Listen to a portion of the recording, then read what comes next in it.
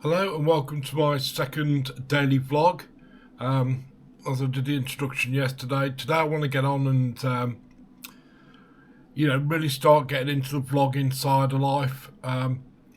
It's today's Thursday, 4th December 2025, and it's a very wet and miserable day. Although I do like the rain, if I'm honest, especially when I'm out camping and stuff like that. I find it to be quite therapeutic along those lines. So I've been looking into some of the conditions, and I'm starting a bit of a regime. I know I can't cure ataxia, but I could probably make things a little bit better or slow the progress of it down. And today I learned a few exercises which may help me. As another condition, I've also got diabetes, which, I've always struggled to sort of manage with. But again, I'm more or less getting on top of it now. The biggest thing about diabetes, really, is it's very hard to control, especially, if you're going to go into or get onto insulin a little bit later on. So first and foremost, I would, encourage anybody out there, if you're sort of being told you're pre-diabetic, you must make the changes. And that's really important, because once you get onto insulin, it's not game over in a sense, but it's very hard to control. A lot of things affect diabetes. Stress, anxiety, worry, just a little walk across the road or something like that can all alter your blood sugars immensely. I mean, the average blood sugar should be 5.5. As a diabetic, I range anything from 8 to 10, although certain times I can go up to 20. And when you're at 20, it just means that your blood cells are not passing the insulin on to the cells themselves. It's a bit like a lock and a key mechanism in a sense.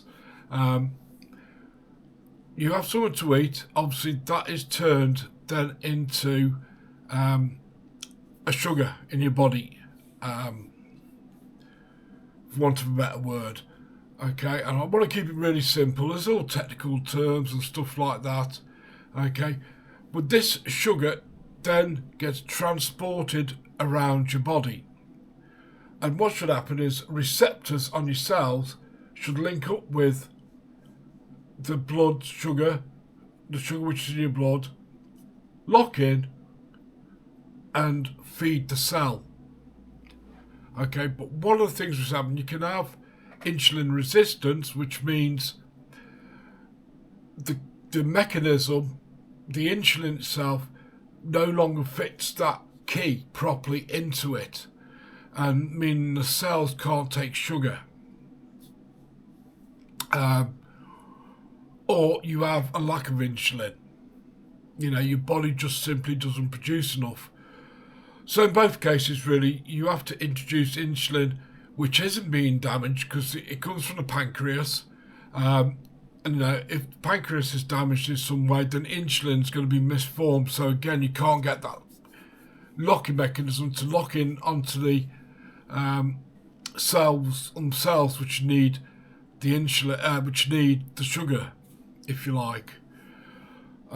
So once you get onto insulin, it's very, very difficult to control your amounts. I mean, you can even be in a situation where you might just have a bad night's sleep. You might have had to get up a couple of times, say, to get to the toilet. You might have even just had a bad dream, a very vivid sort of dream. And obviously, your brain itself doesn't know when you're dreaming, okay? That's for another subject, really, but the brain can't distinguish between you being awake and being asleep. So the same mechanisms happen. You have a bit of a bad sleep, a bit of a nightmare, or whatever else, and that's going to spike cortisol levels and also fight or flight adrenaline and stuff like that. and that can really affect your insulin and blood sugar levels the next day. Also, your body is constantly fighting off potential threats in terms of infections. There might be a cold going around, you might pick it up. You might not get the symptoms yourself, you might not feel them, but they're certainly there. And your immune system is working quite hard to get rid of them. And this is an ongoing battle. It happens all the time. Every breath you take in, you're taking in, a lot of stuff, not just the oxygen around you, but also you're taking in viruses, bacteria and stuff like that just by breathing normally. And of course your immune system has to fight these and get rid of them. In a lot of cases the immune system's quite good and gets rid of them, but in another sense you don't always feel that it's happening. You might not get the symptoms, whatever the illness is, say a cold, you might not have a sore throat, you might have a headache, stuffy nose and stuff like that, but your body is quite aggressively fighting them underneath. And of course that again affects your insulin levels and your blood sugar. Now the problem is when the blood sugar isn't being absorbed by the cells, or the sugar in the blood isn't being absorbed by the cells, it stays in your bloodstream, and it deposits itself on things like nerves, especially in your joints and other places. This is called neuropathy. Now neuropathy, I find, is the biggest thing to deal with. I've got a couple of conditions of neuropathy. Obviously I've got neuropathic ataxia. That's because my nerves don't feed my brain the information back that the brain needs at that moment in time. So I could place my foot on the floor, and by the time the information's got to my brain, I've taken the next step forward. So this is why I end up with quite a lot of non-coordination. The brain just doesn't get the signal fast enough. It does get the signal eventually, but just not fast enough. So that's a different sort of thing, but it comes with it. But in terms of my extremities, especially my feet, I do suffer a lot with cold feet. Even though they might be warm and clammy to touch, they're actually freezing cold all the time. I've tried things like an electric blanket at the bottom of my bed. Even though I don't like sleeping with something like an electric blanket, I put it just across the bottom of my bed, put it on. And again, even though I might feel, that's a bit hot, a bit further up my leg, my feet are still numb cold. I don't really feel anything in my toes. When one of the tests they do to test for this is they put a little pin in the end of your toe. Well, not really a pin in your toe, it's like a strong plastic strip they run down your toe, and they want to see your response, and I don't feel that at all. A lot of diabetic people are like this, but it just means that your neuropathy is getting stronger and stronger. You can have problems with your bladder and incontinence a little bit, and a lot of other things. The other thing I've got is neuropathic edema, and this is where, both of my eyes have been affected, but especially my left eye, the optic nerve at the back. Because I've got little blood vessels at the back of my eye which burst when you get neuropathic problems with the eyes.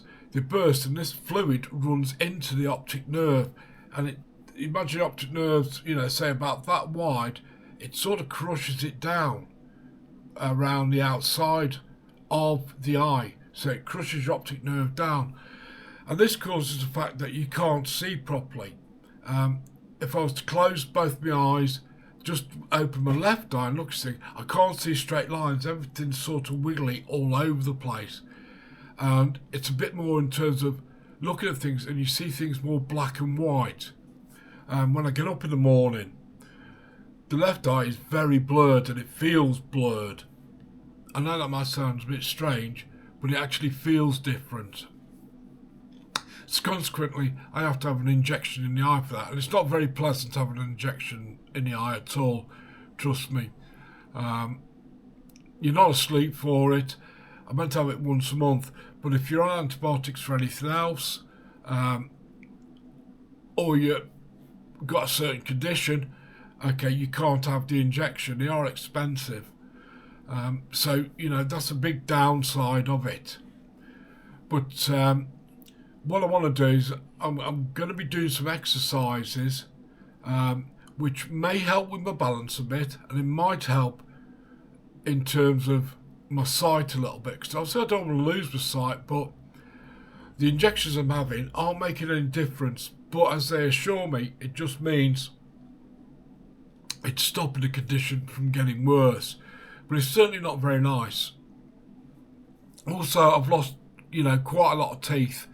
And that was one thing which we found when we were in the Gulf. A lot of us come back with what they term Gulf War syndrome.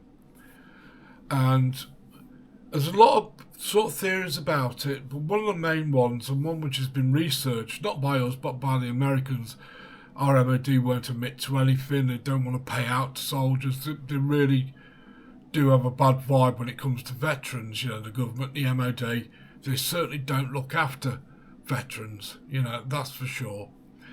But Gulf War syndrome, a lot of it points to some of the medications we had to take out there.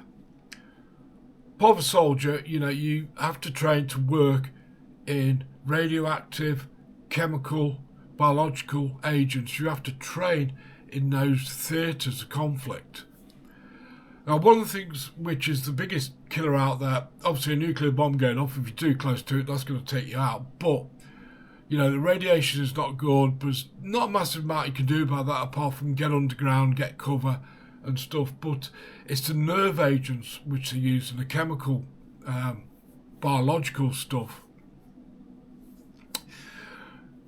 Now, for this, we had to take what was called, for the nerve agent side of it, we took them, and I think they still do it in the army now, what's called NAPS tablets, nerve agent pre-treatment set.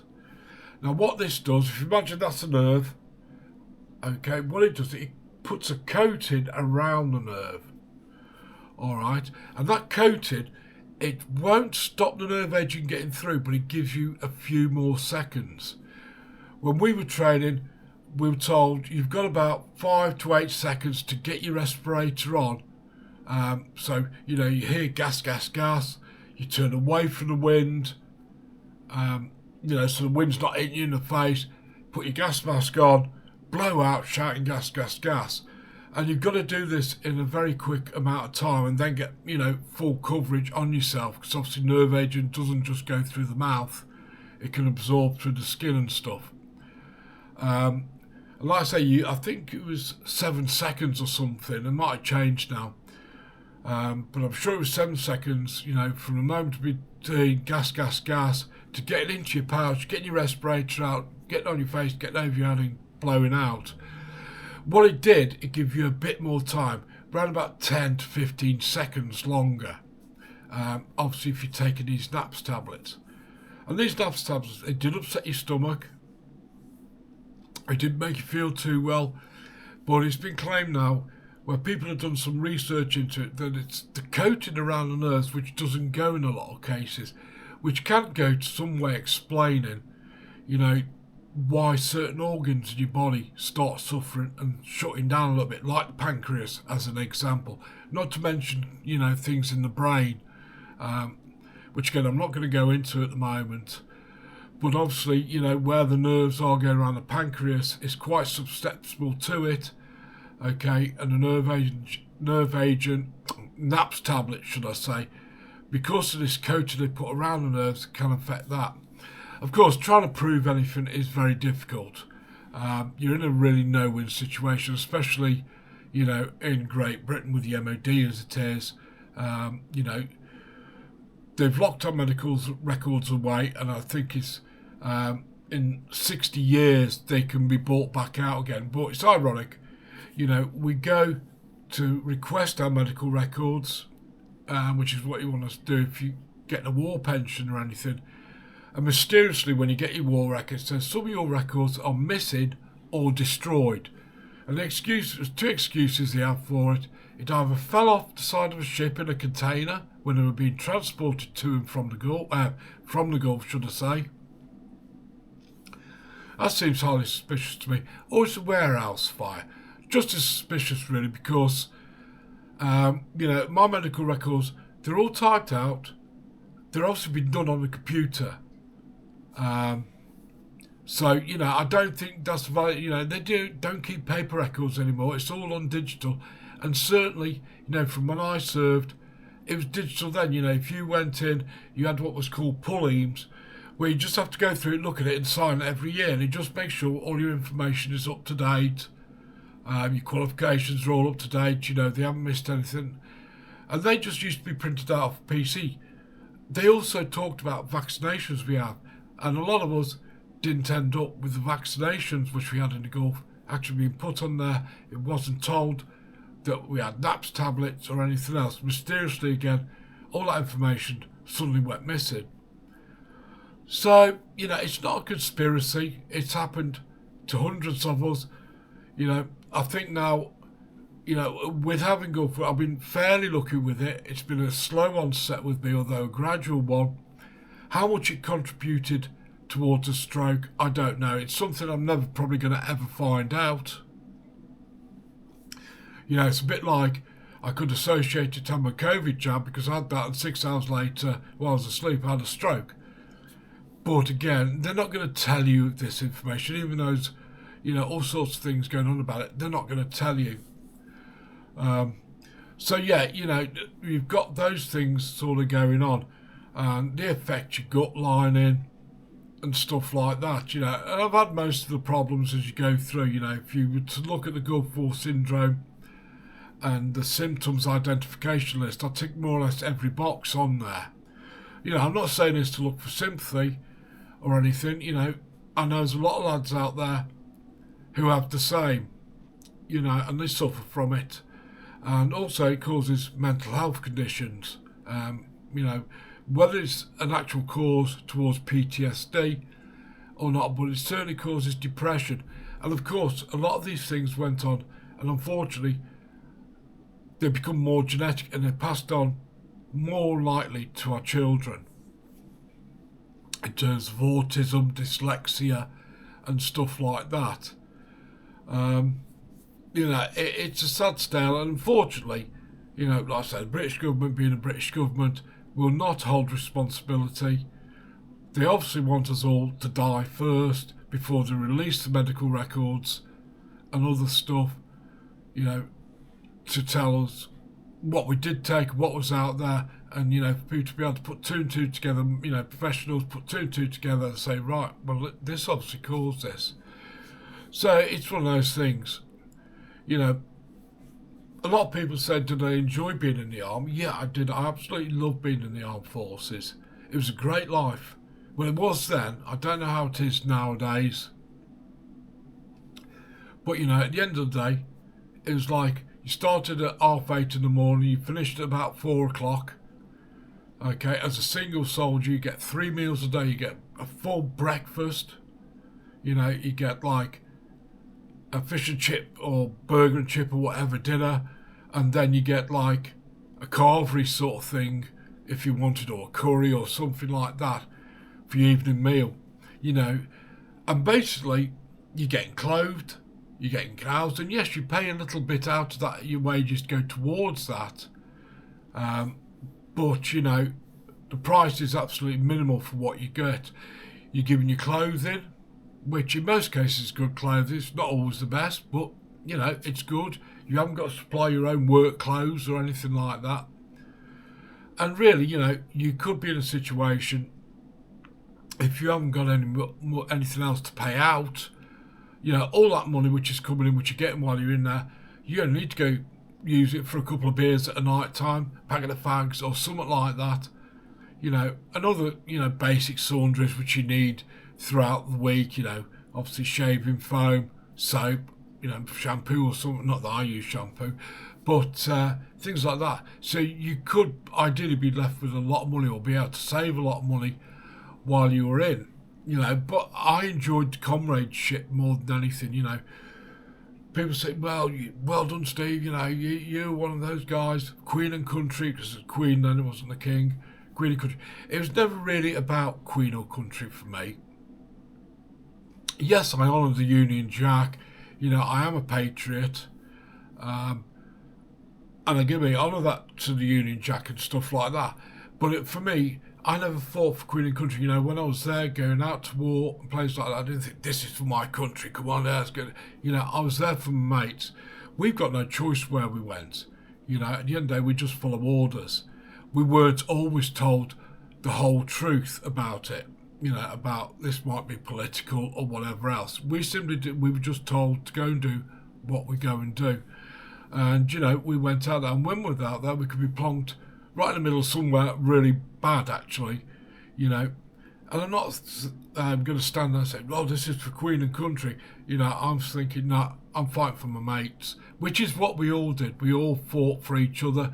We're all brothers and sisters nowadays. We looked after each other, and literally you'd lay down your life for another person if you've got to, because the bond was very strong. You could be in a bar one night and have a bit of punch up in the bar with one of the lads, and next day, you could be fighting for his life and getting yourself killed in the process.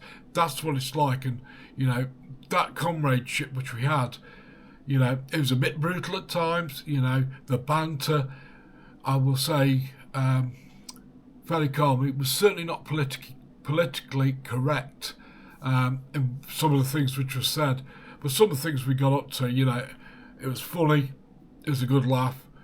Although we knew we had something serious to do in that time, and we did have. But no, I enjoyed it. I really did enjoy it. If somebody's thinking of joining the army today, or the armed forces, would I recommend it? Personally, through my experience, I'd say yes, but I know things have changed these days. They're very different from the army I was in. I think it's become a little bit more woke, in a sense. Certainly when I was in, you weren't allowed homosexuals, and there's a good reason behind that. I was in the Army Corps on tanks. So, I put myself in a situation where, if I think about it, I think, right, let's say I'm not gay, but let's say I was. And I put myself in a situation, I think, what if my boyfriend, my fiance, or my husband was also in that tank? He was a loader, he was a gunner, I was a driver, and commander, and we got hit by a landmine. Okay, well, a tank fairly well protection, but it doesn't mean to say the crew don't get badly shook up or killed inside. And what happens if that was my boyfriend, fiance, or husband who got killed? I'm certainly going to be in the right frame of mind to continue for a bit. It's like, somebody coming home to you now and knocking at the door saying, sorry, your wife's just been killed in a car crash. A police officer stood there telling you that. It probably devastated. I know people probably joke, laugh, I say, well, I wish that bloody happened, but no, seriously, you'd have to be devastated by it. And obviously that sort of devastation can take weeks or months to get over.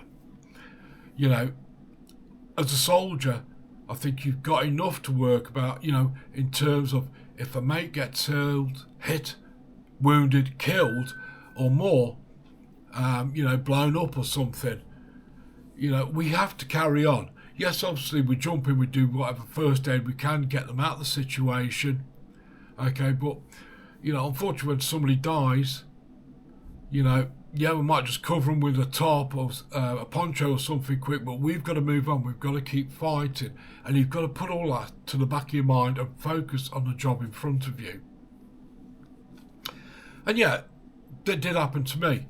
And yes, you can grieve later on. But, when you're in action, in contact, that is not the time to grieve.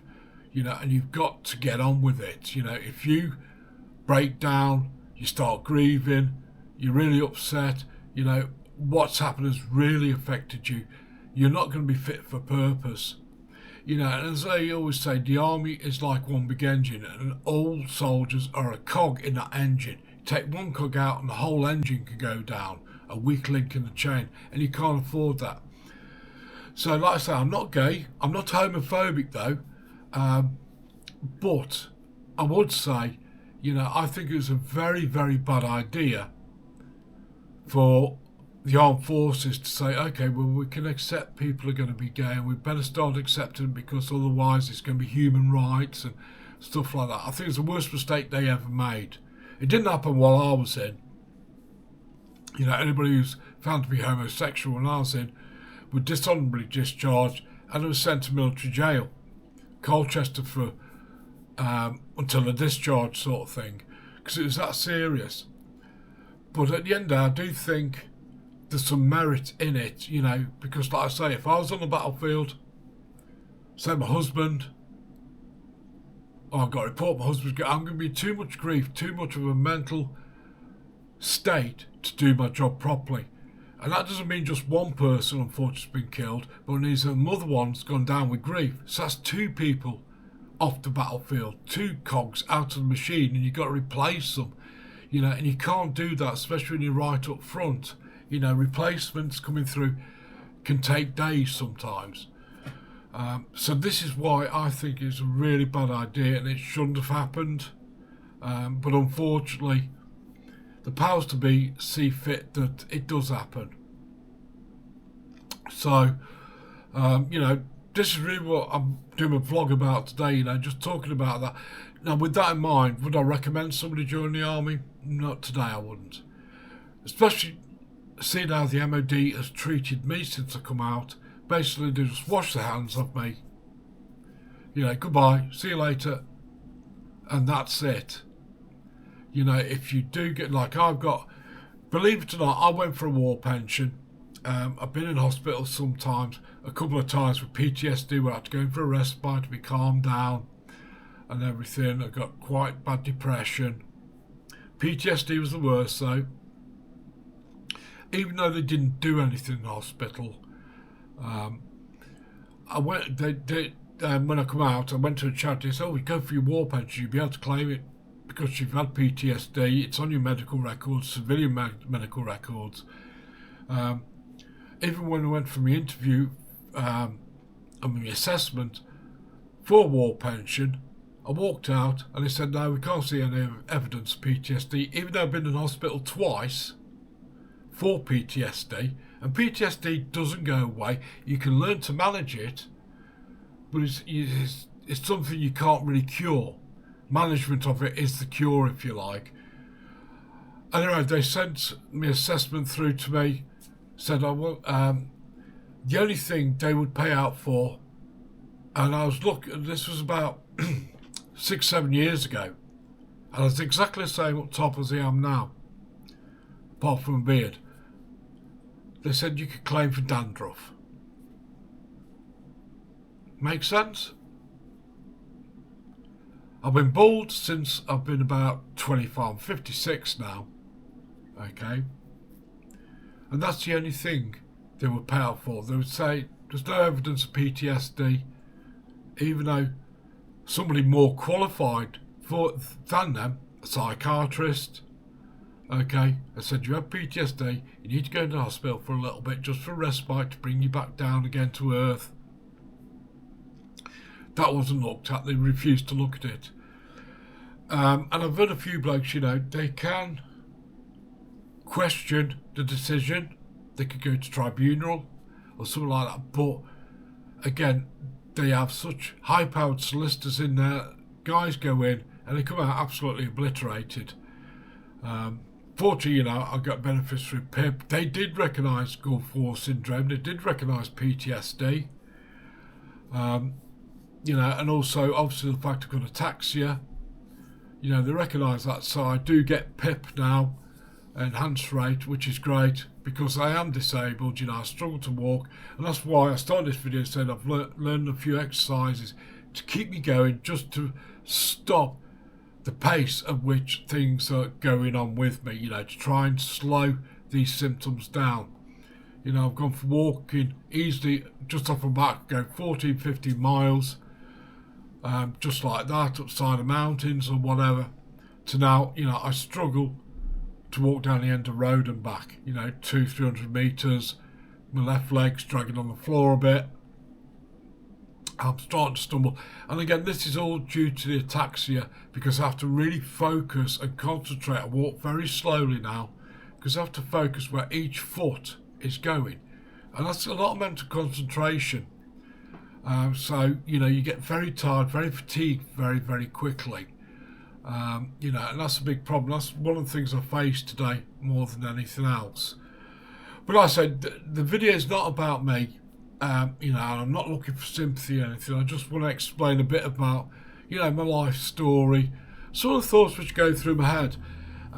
You know, and this is again why I'm doing this vlog, is because it's a focus. It allows me to focus my mind on something, do something creative, you know, talk about stuff. I get things out into the open, expose them, get them off my chest, make them external, rather than these thoughts going around internally in my mind constantly.